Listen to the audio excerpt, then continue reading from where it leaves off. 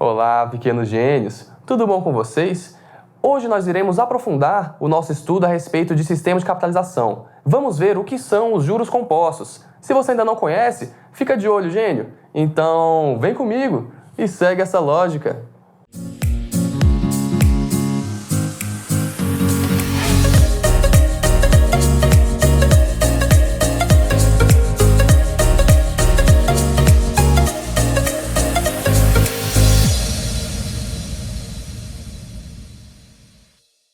Então, vamos para mais uma aula, gênios. Iremos dar continuidade ao nosso estudo de matemática financeira, hoje estudando os juros compostos.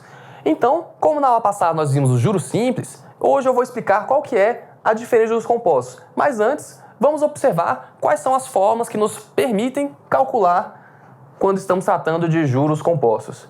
A primeira forma, que é a mais importante, a mais utilizada, seria justamente essa aqui, onde nós temos o montante.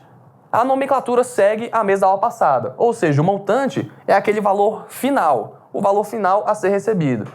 E o montante vai ser igual ao capital, que seria o dinheiro inicial, que se multiplica por 1 mais a taxa. Lembrando que a taxa sempre na sua forma decimal.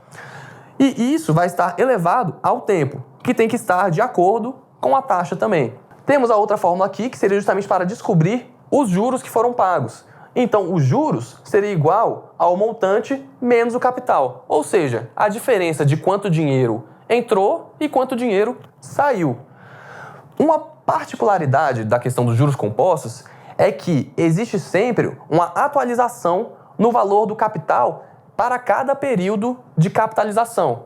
Ou seja, vamos supor o seguinte, se nós temos R$100 que estão rendendo a 10% ao ano, no primeiro ano, nós vamos ter 110. Só que para o segundo ano, para o segundo regime de capitalização, o nosso capital não vai ser mais 100.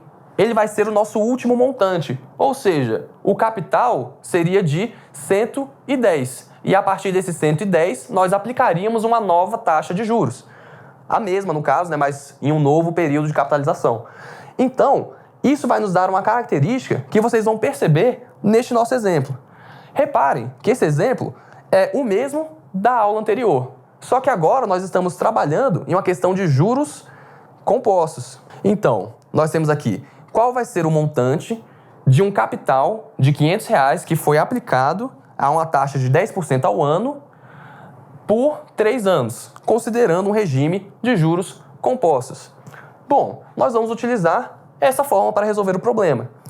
Então, nós vamos ver que o montante vai ser igual ao nosso capital, que é de 500, e isso se multiplica por 1 mais a nossa taxa, que é de 10%, só que ao transformar na forma decimal vamos ter aqui 0,1, e isso vai estar elevado ao tempo, ou seja, 3 anos. Seguindo aqui, nós vamos ver o quê? O montante vai ser igual a 500, que multiplica 1,1 elevado ao cubo. Então, nosso montante vai ser igual a 500, que multiplica 1,1 ao cubo, é a mesma coisa que 1,331. Agora, basta realizarmos essa multiplicação. E nós vamos ver, então, que o montante, achamos o resultado de 665,50. Então, com isso, nós conseguimos achar o nosso montante. E, para descobrir agora os juros, nós temos que fazer o quê? Jogar aqui. Então, nós vamos ver o quê? Que juros vai ser igual a o montante, que é 665,50, subtraído pelo capital, que era de 500. Com isso, nós vamos perceber que os juros aqui vai ser de 165,50. E como eu disse anteriormente, este é exatamente o mesmo exemplo que o da aula passada, só que no regime de juros compostos. Então, como vocês podem ver, se vocês se lembram do exemplo anterior, os juros naquela situação tinha sido de R$150.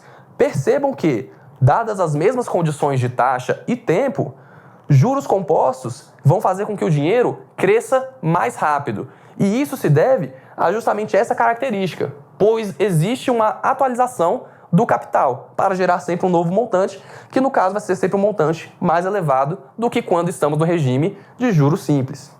Então, fica bom de perceber que, se você tiver que pagar os juros, sempre tente escolher a opção de juros simples, pois os juros vão ser menores. Mas, se você está numa situação de receber juros, juros compostos vão ter o potencial de te dar muito mais dinheiro. Então, nós vamos finalizando essa aula por aqui, gênios. Até a próxima!